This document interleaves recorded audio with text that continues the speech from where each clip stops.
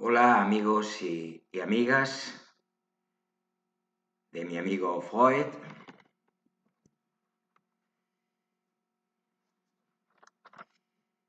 Volvemos a sí, por qué no decirlo así, a la psicopatología.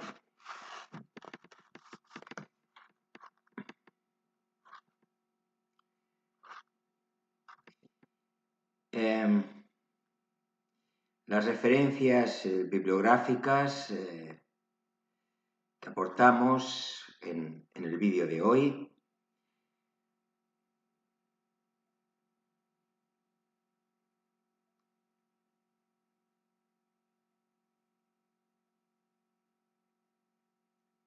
son el Manual de Psicopatología, volumen 2, de Belloc, Sandin y Ramos.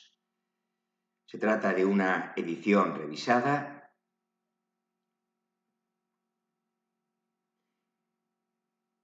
Y asimismo,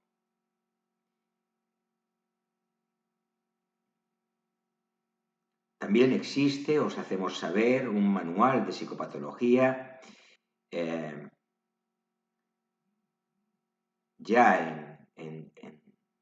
se trata de la tercera edición. Ha aparecido en McGraw-Hill hace un par de años, con los mismos autores, Belloc, Sandin y Ramos.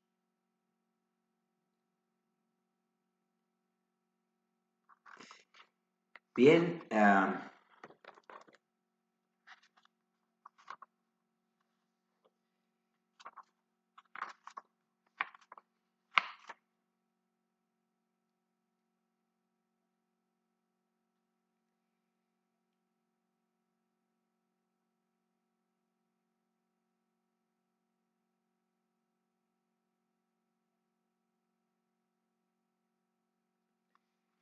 bueno,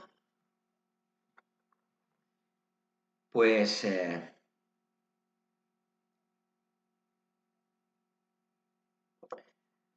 estamos ya. Pasamos de unidad temática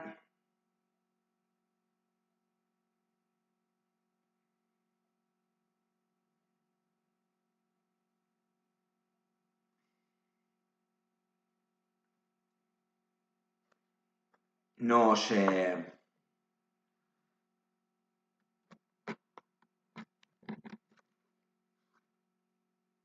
adentramos en los sistemas clasificatorios en psicopatología. Después de haber hecho una breve historia de la psicopatología, o al menos resumida. En cuanto a las orientaciones, se trata de un tema introductorio que podemos considerar a medio camino entre la psicopatología y la psicología clínica.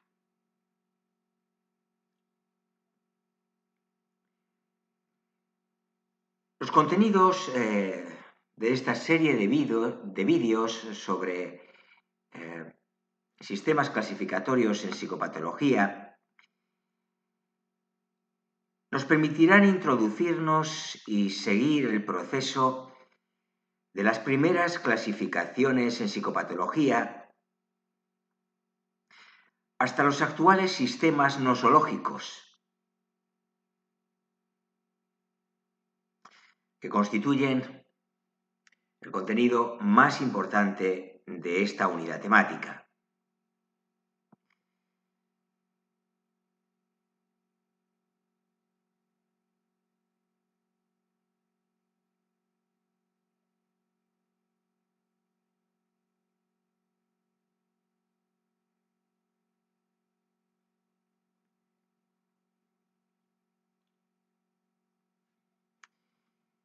Los sistemas clasificatorios DSM y CIE Son dos aspectos fundamentales para los que estéis preparando el examen PIR.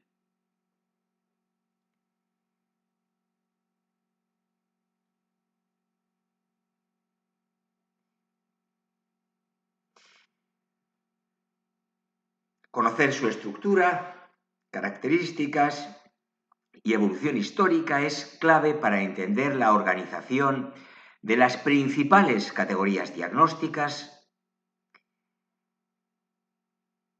propuestas o que estudiaremos con mayor detalle en la serie de vídeos que dedicaremos a la psicología clínica.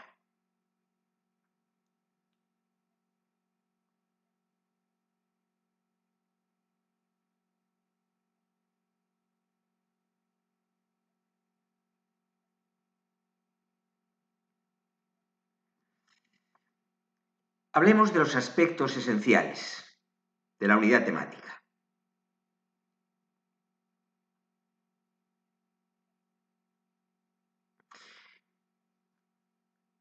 Las alteraciones de la conducta, al igual que otros fenómenos naturales, han sufrido múltiples intentos de clasificación.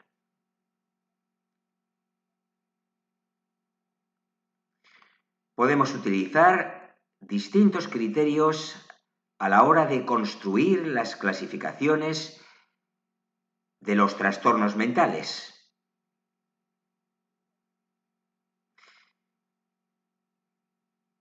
Taxonomía numérica, proceso cognitivo implicado y producto final.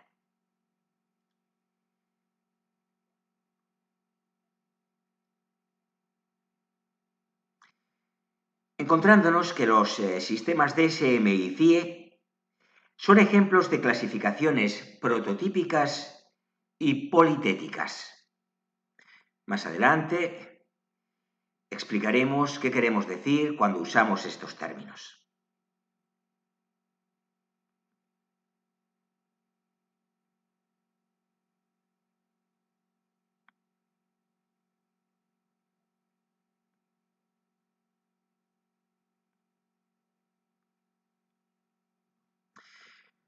Un aspecto no menos importante que la clasificación es la definición del objeto de estudio de la psicopatología.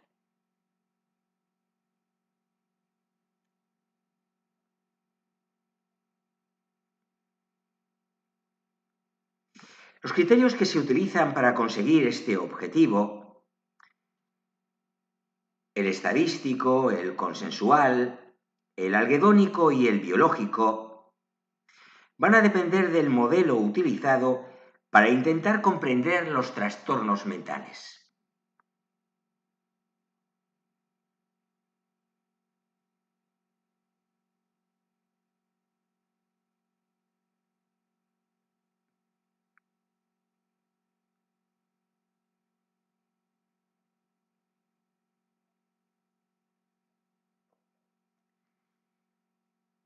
Un elemento clave compartido por los diferentes modelos psicológicos en oposición a los modelos biológicos reduccionistas es la hipótesis de la continuidad-dimensionalidad entre los fenómenos normales y los considerados patológicos. Quedaos con esto.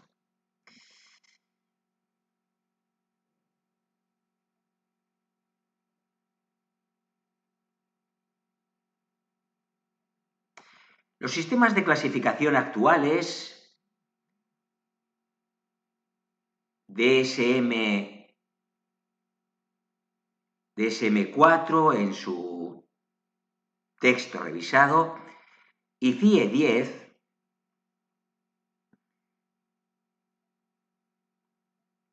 hasta hace muy poco tiempo, ahora hablamos del DSM-5, publicado en 2013, y de la CIE 11, 2019, Pues como decíamos, los sistemas de clasificación actuales y todas sus características son objeto frecuente de pregunta de examen PIR. Así que para los que preparen este examen, tenedlo en cuenta.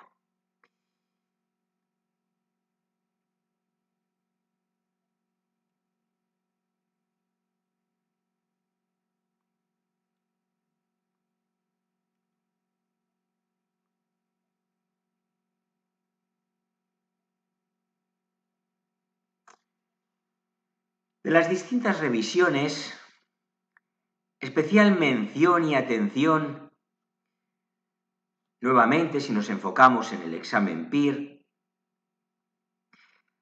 supone el DSM-3 y por extensión el DSM-4 y el DSM-5, en la comprensión de la estructura actual de las clasificaciones.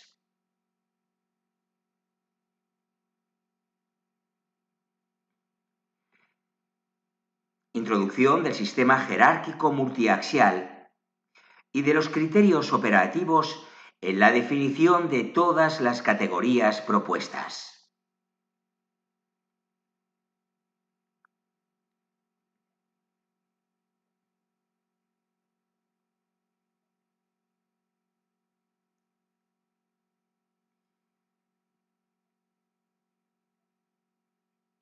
El DSM-5, publicado en 2014, introduce un modelo mixto de clasificación categorial dimensional,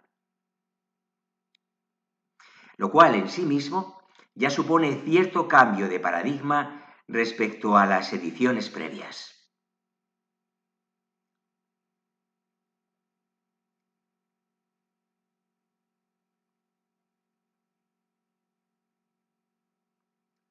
La CIE 11, publicada en 2019,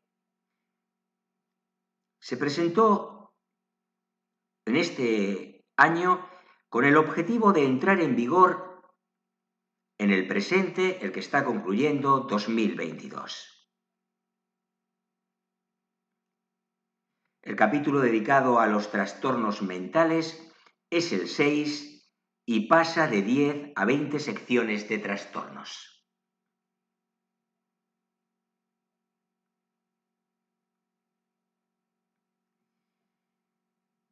La validez es el aspecto más criticado de las mismas, por considerarse más importante que la fiabilidad en cuanto a sus implicaciones. Estos conceptos nos deberían sonar a partir de los vídeos de psicometría.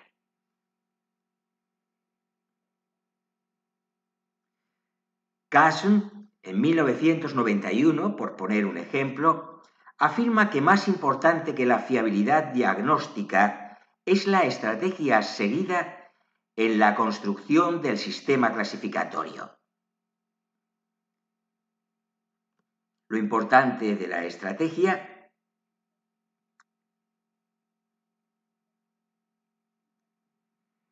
utilizada dependerá, en opinión del autor, de Carson, del grado en que las reglas de decisión diagnóstica capten adecuadamente una realidad diagnóstica subyacente. Si falta esta cualidad, todo lo demás, incluida la impresionante fiabilidad de interdiagnosticadores, es sólo cosmética. Acaba aquí la cita textual.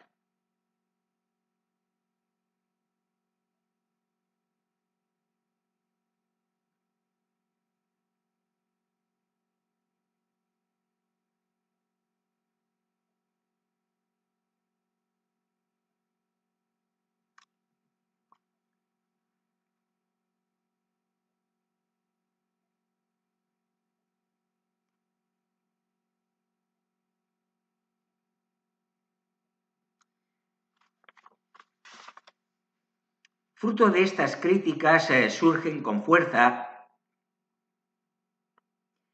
Nuevos intentos de clasificación de los trastornos mentales, como el High Top, la Hierarchical Taxonomy of Psychopathology, la taxonomía jerárquica en psicopatología,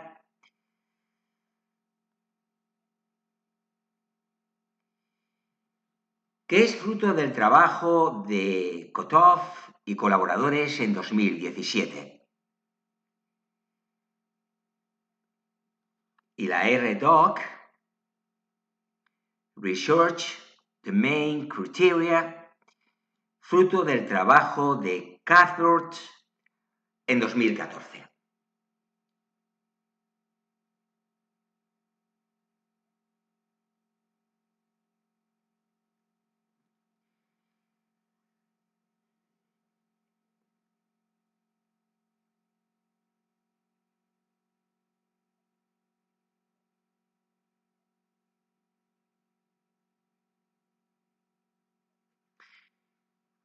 Expongamos a continuación, a través de una serie de preguntas representativas de los exámenes PIR de los últimos años,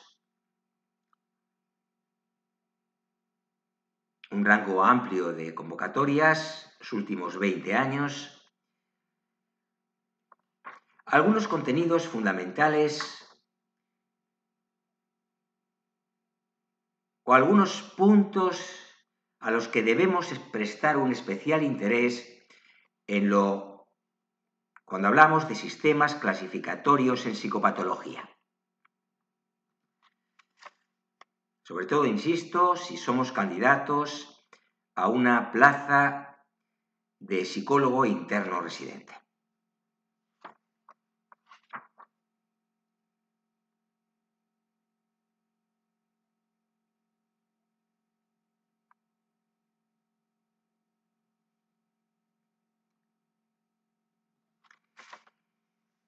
A ver, planteemos, por ejemplo, el siguiente enunciado. El uso del sistema multiaxial que propone el DSM-4 trasciende el problema objeto de consulta. Uno de los siguientes ejes no forma parte del mismo. Y nos piden que indiquemos cuál de la siguiente relación formada por 5 ítems o por 5 alternativas.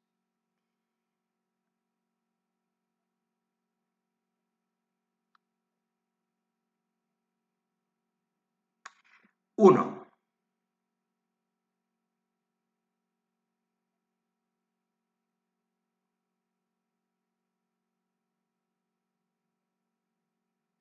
Trastornos clínicos y otros problemas que pueden ser objeto de atención clínica. 2. Trastornos de la personalidad, retraso mental. 3. Enfermedades médicas. 4. Problemas psicosociales y ambientales. Y 5. Enfermedades psicosomáticas. La respuesta correcta es la 5, enfermedades psicosomáticas.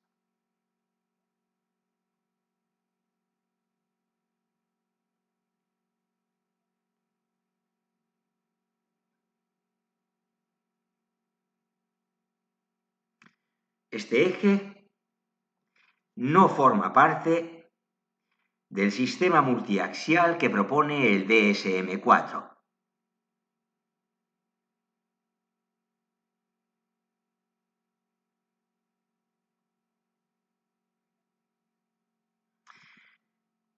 Planteemos otra cuestión.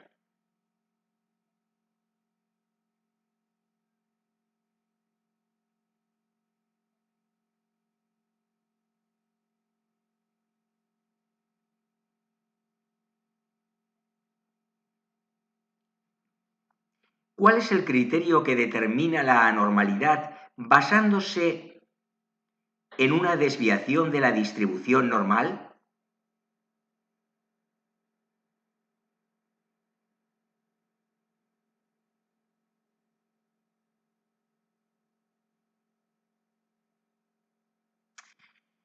Opciones. 1. El criterio social.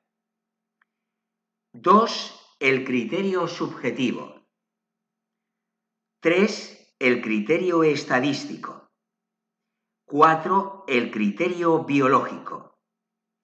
5. El criterio de anormalidad. La respuesta correcta es la 3, el criterio estadístico. Es el que determina la anormalidad basándose en una desviación de la distribución normal.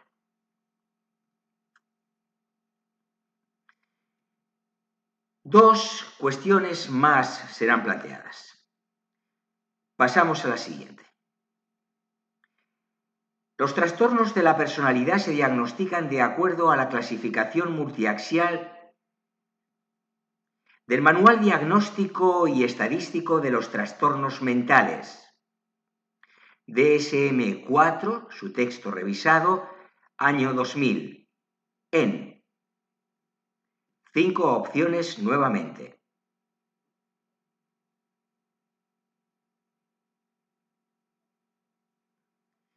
El eje 1, el eje 2, el eje 3, el eje 4, el eje 5. Estas son nuestras 5 opciones. La respuesta correcta es la 2, el eje 2.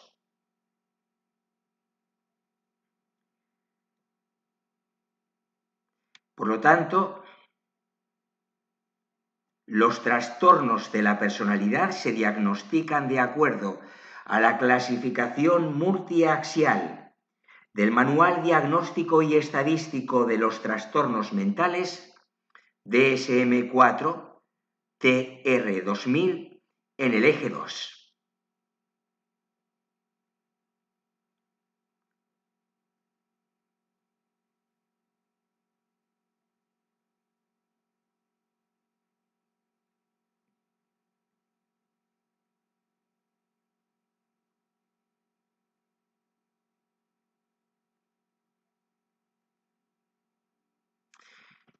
Por último,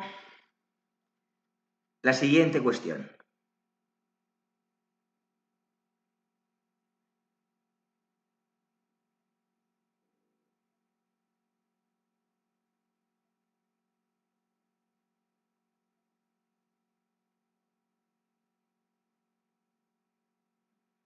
Si utilizamos un criterio algedónico como uno de los elementos definitorios de la existencia de una patología, estamos utilizando una variante de los criterios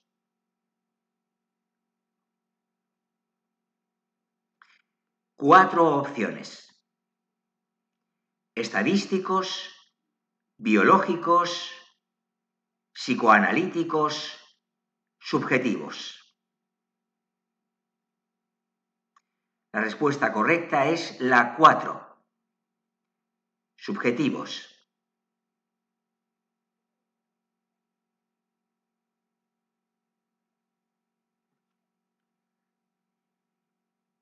Hasta aquí las preguntas representativas de examen SPIR.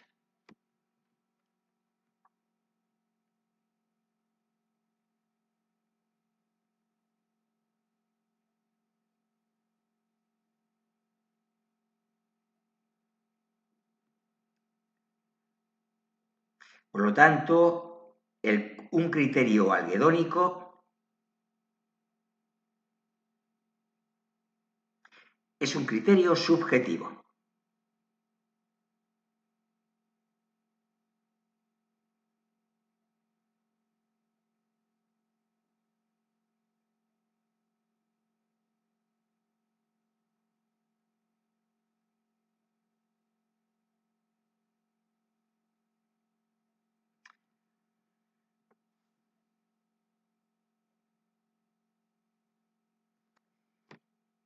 Bien, entrando ya en el detalle, dentro de este contenido de sistemas clasificatorios en psicopatología, avanzamos que este tema lo abordaremos a través de los siguientes, vamos a decirlo así, apartados.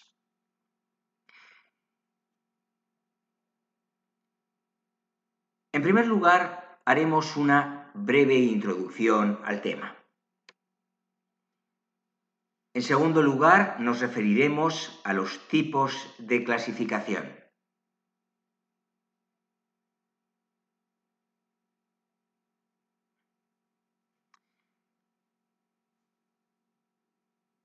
En tercer lugar, veremos los modelos de clasificación en psicopatología.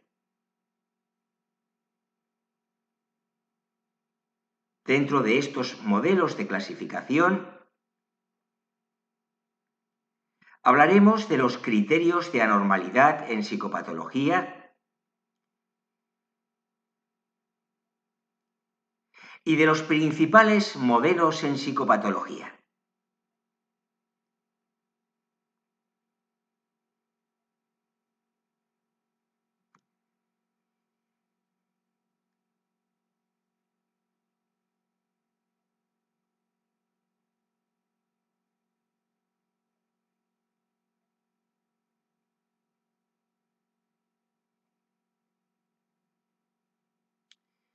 Posteriormente pasaremos a exponer las clasificaciones psicopatológicas modernas y su evolución.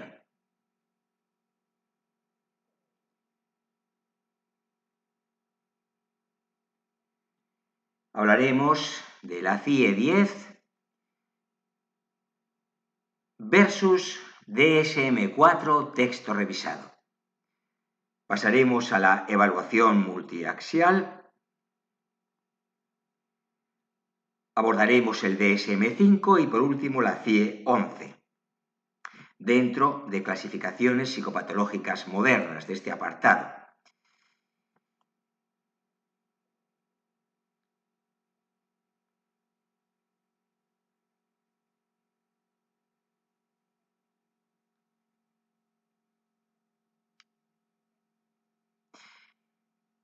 Expondremos posteriormente las críticas a las clasificaciones psiquiátricas. Seguiremos con las garantías psicométricas de las clasificaciones, para terminar con los enfoques de clasificación dimensional actuales, como el high-top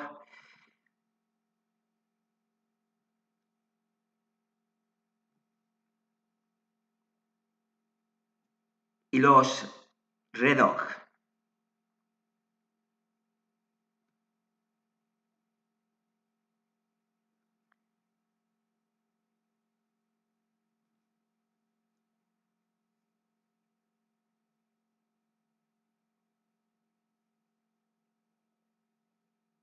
Recordamos high-top y REDOC.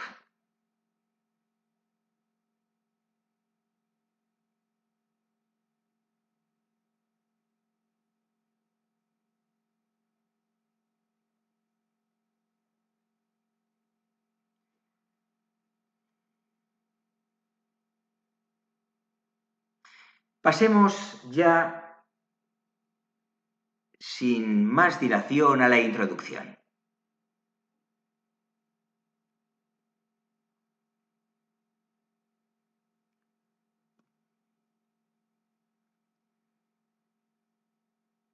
Las alteraciones de la conducta, al igual que otros fenómenos naturales, han sufrido múltiples intentos de clasificación, como ya apuntamos al inicio de este vídeo. Llamamos clasificación al procedimiento utilizado para identificar categorías y asignar entidades a dichas categorías, basándonos en atributos o relaciones comunes.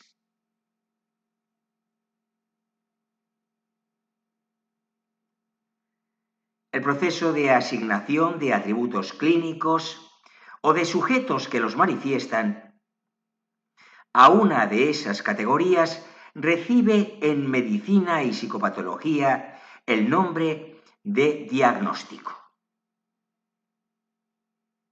Hasta aquí no descubro nada.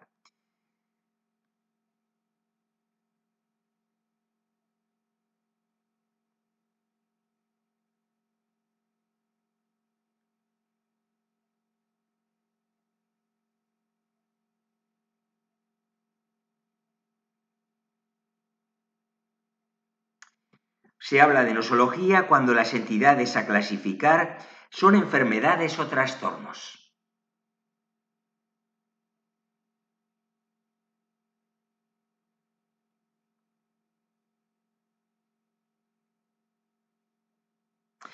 Los objetivos básicos de la elaboración de clasificaciones son la economía cognitiva y la estructuración y organización de los datos.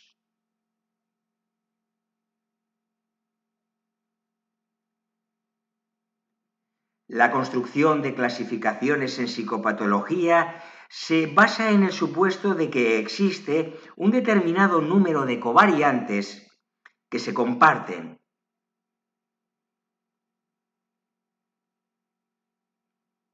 Así se fundamenta la búsqueda de agrupaciones de signos y síntomas regulares.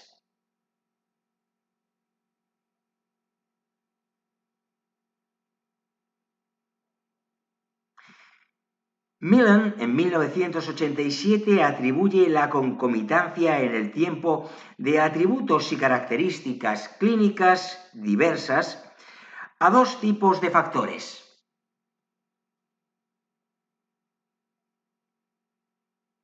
Factores temperamentales y experiencias tempranas, a los que se añaden las relaciones de consecuencia correspondientes.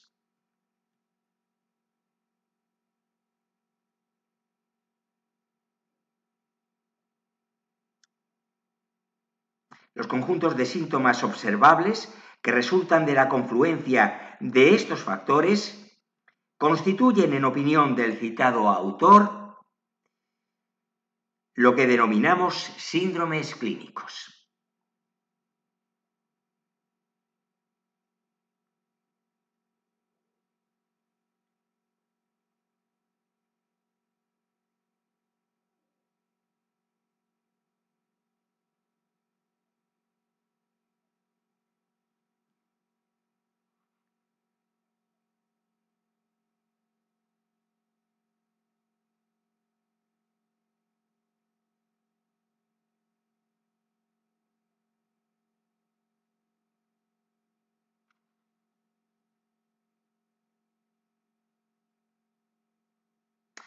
La taxometría puede definirse como una forma particular de clasificación,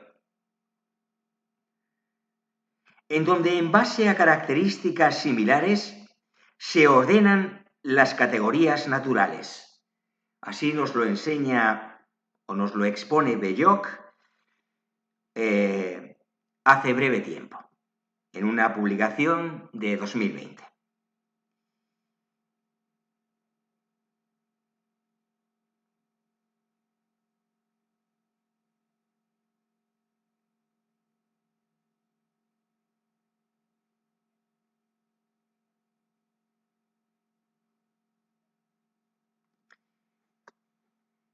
El término taxón generalmente se utiliza para referirse a categorías naturales, no arbitrarias, como por ejemplo, y perdonadme el ejemplo, cuasi infantil, ballena, perro, gallina.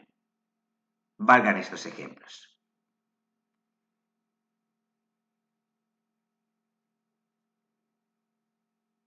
El término categoría implica que las entidades que lo forman tienen límites claros y precisos.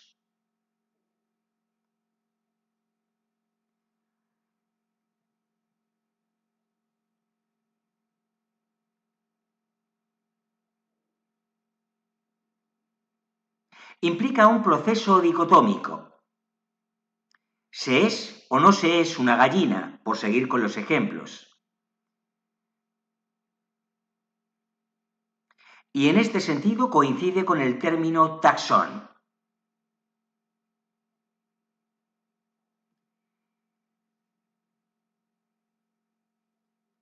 El término dimensión patológica se define como un continuo a lo largo del cual pueden distribuirse las puntuaciones. Por ejemplo, neuroticismo.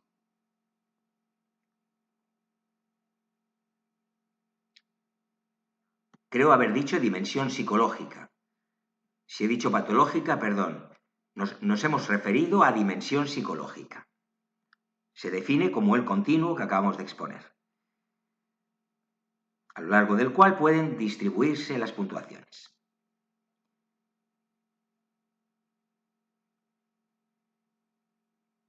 La clasificación como neurótico o no neurótico es algo arbitrario, ya que no existe la categoría real, natural, de neurótico.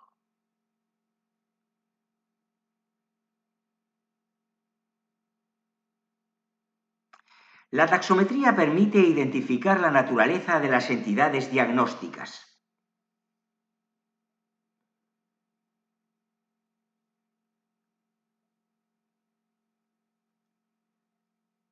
En este sentido, los datos apuntan a la naturaleza taxónica de algunos dominios psicopatológicos como la esquizotipia, disociación, consumo de sustancias, alcohol y nicotina, autismo, juego patológico, riesgo de suicidio, pedofilia y psicopatía.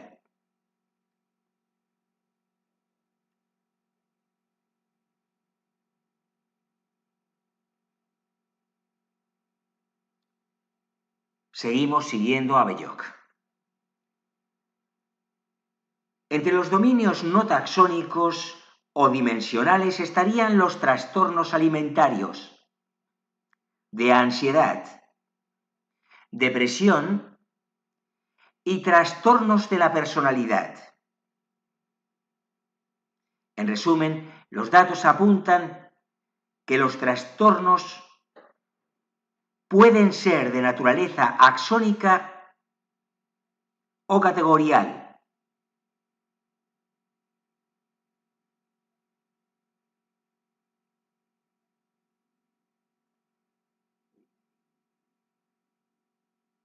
Dimensional o mixta. Y por lo tanto, los sistemas de clasificación deberían ser capaces de reflejar esta realidad. Así opina nuevamente Belloc, en obra recientemente publicada.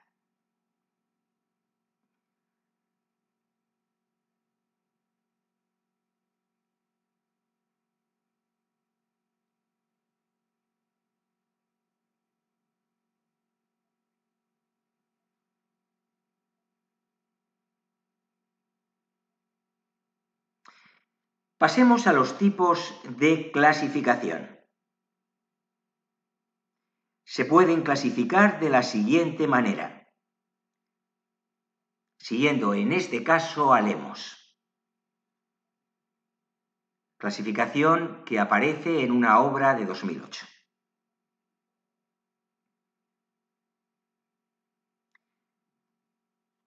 Tipos de clasificaciones. Según la estrategia taxonómica, tenemos filética, esencialista y fenética, taxonomía numérica. Según la estrategia filética, esencialista, tendríamos la clasificación de Darwin de los seres vivos, las relaciones filogenéticas. según la estrategia fenética, taxonomía numérica, tendríamos la organización del máximo número de características compartidas. Las relaciones fenotípicas. Estos conceptos los encontraréis desarrollados en los vídeos sobre psicobiología.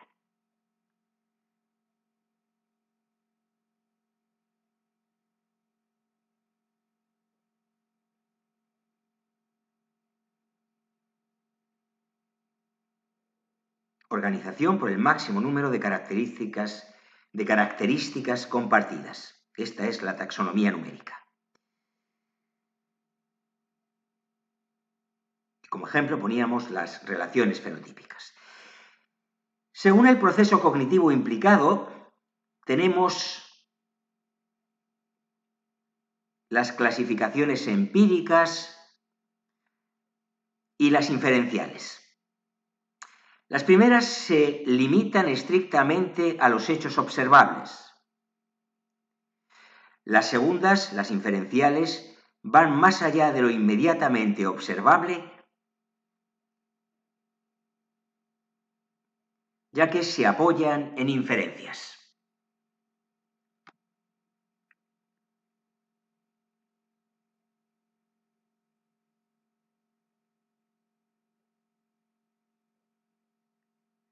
Según el producto final, tenemos clasificaciones monotéticas,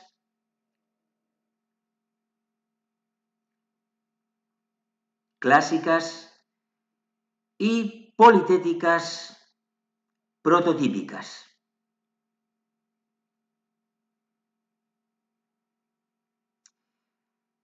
Monotéticas, una sola variable o un escaso número de ellas.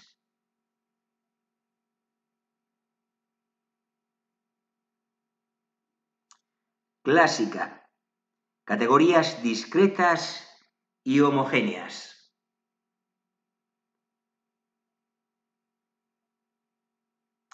Politéticas, más variables.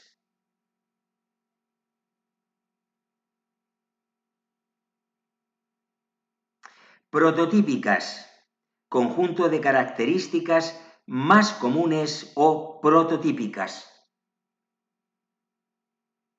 Valga la redundancia.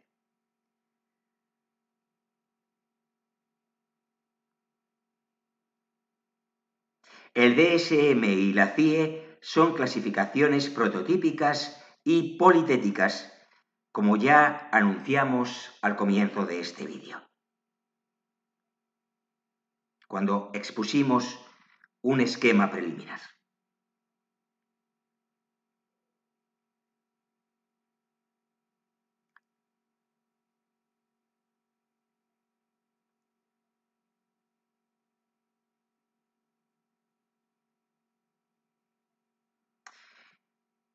Clasificaciones extensivas-intensivas.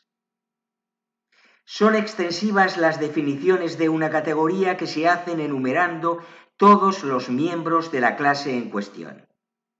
Son intensivas las que se hacen enumerando las características necesarias para pertenecer a una categoría.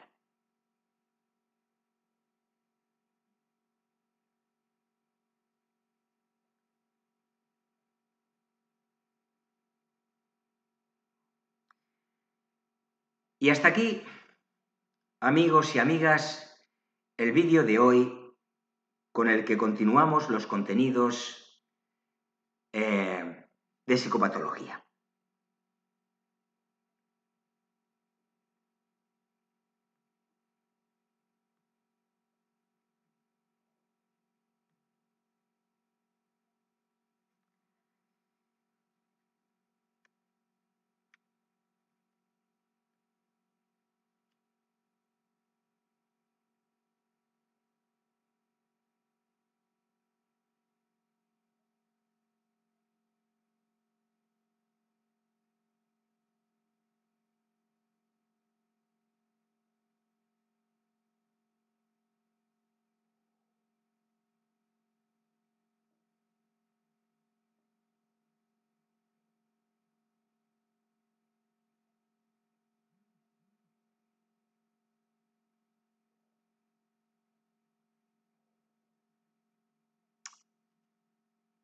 Pues bien, como decimos, cerramos aquí el vídeo.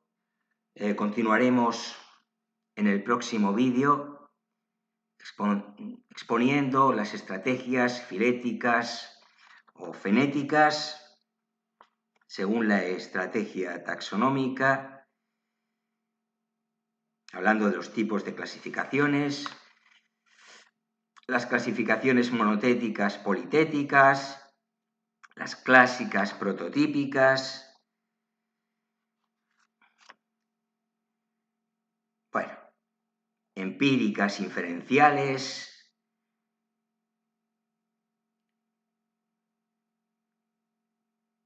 Hablaremos de los modelos de clasificación en psicopatología igualmente en el siguiente vídeo.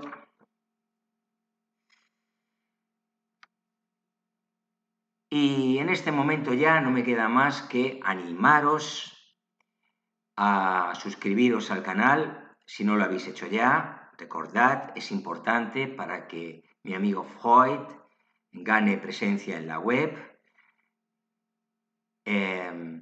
Otro modo, igualmente, de potenciar al canal es dar me gusta a los vídeos que os resulten útiles, interesantes o valiosos desde algún punto de vista. Y bien, dicho esto, ahora sí me despido de vosotros. Os agradezco, como siempre, vuestra presencia al otro lado de la pantalla. Y os recuerdo, como siempre me gusta hacer al final de cada uno de los vídeos, que mi amigo Freud, que es el vuestro y por lo tanto nuestro amigo Freud, está siempre encantado de contar con vuestra atención, con vuestra compañía, por qué no decirlo, con vuestro apoyo y compromiso con este proyecto que lleva su nombre. Muchas gracias por estar ahí. Hasta el próximo vídeo, que podéis estar seguros llegará muy pronto. Chao.